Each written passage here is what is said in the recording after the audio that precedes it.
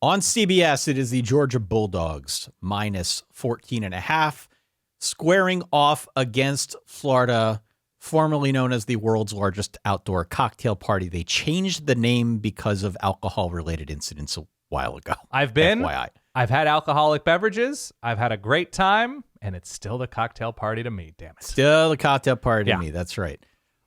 Story here is no Brock Bowers. Right. The story is no Brock Bowers. Brock Bowers is out for some period of time.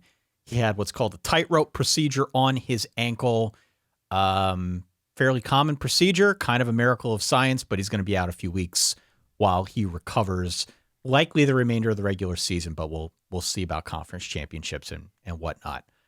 I went back and looked at how Bill Connolly's projections were doing relative to the Georgia offense. I was kind of surprised at what I saw. Yeah.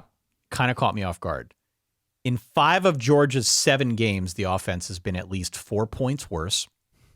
The defense has been more stable, but also has undershot projections in like 5 of their 7 games as well. So that to me was telling. And I came into this with an initial impression of, well, it's Georgia against whoever, so I'm going to lay the number. Don't care if it's a rivalry or whatever. But then I started talking myself into the other side of this bet. Did you have similar conflict bouncing around within your Dan brain? Oh, I always have conflict bouncing around my Dan brain. Okay. I'm going to take the points in this game, and I'm going to take the points because I don't trust anybody.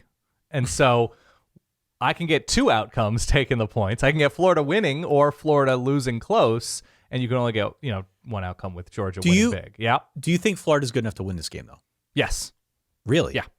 I think Georgia's slow starts, especially away from home, I think a Georgia offense that has been good but not great, but has not been good early, but also hasn't faced quarterbacks who could take advantage, right? Like Spencer Rattler looked very good, but he couldn't take advantage for 4 quarters because Georgia was able to adjust against a South Carolina offensive line that was garbage in that matchup over the course of those 4 quarters. So, yes, I think Florida is good enough to win this game because I think they're competent in enough areas to take advantage of a team missing its best players and is just not used to playing 4 good quarters against a quality team. I don't think Florida is amazing. I don't think Florida is especially amazing away from Gainesville. But in this specific matchup, in a rivalry game with a quarterback in Graham Mertz, who hasn't been going downfield a ton, but has been accurate enough and has been clean enough and avoiding picks enough that I think Florida is a more complete team than what they've faced thus far. They blew out Kentucky Georgia did, in their most complete matchup of the season. And a lot of that had to do with finally getting plays off downfield. I just don't think Florida is going to...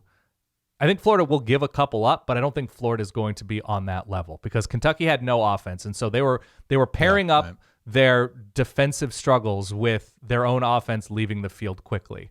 Whereas I think Florida is run well enough that they're going to keep the Georgia offense enough off the field. This is also the first big game like this for Carson Beck in the cocktail party, whatever we want to call it, matchup. So I just think it's going to be back and forth. I think Georgia wins this game by a touchdown. I do.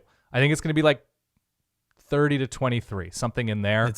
But I struggle to think about Georgia's offense with the inconsistencies early, and they really haven't shown a lot in going downfield, especially without Brock Bowers this year. Well, and that's the thing. I think there's maybe a bit of a speed bump because we've seen the Kentucky-Georgia game was a really good example of they let Carson Beck drop back and throw it right away to Brock Bowers. Right. Kentucky had no answer for it.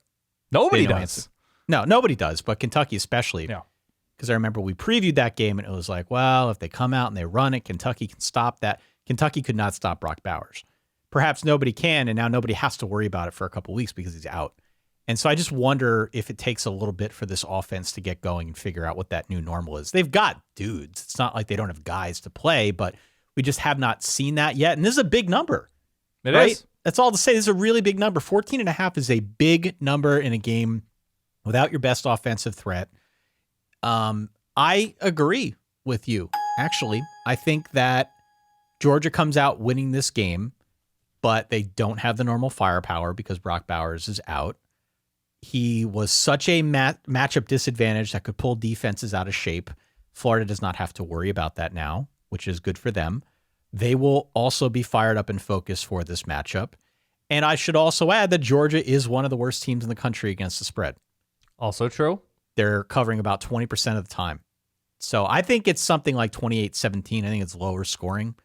And within 14.5. I tend to agree with you. Third down is going to be huge. I mean, third down is normally huge just because, I mean, first of all, you want teams that acquire first downs on first and second down. But Florida on third down, their offense has not been good, whereas Georgia's defense on third down in third down moments has been excellent.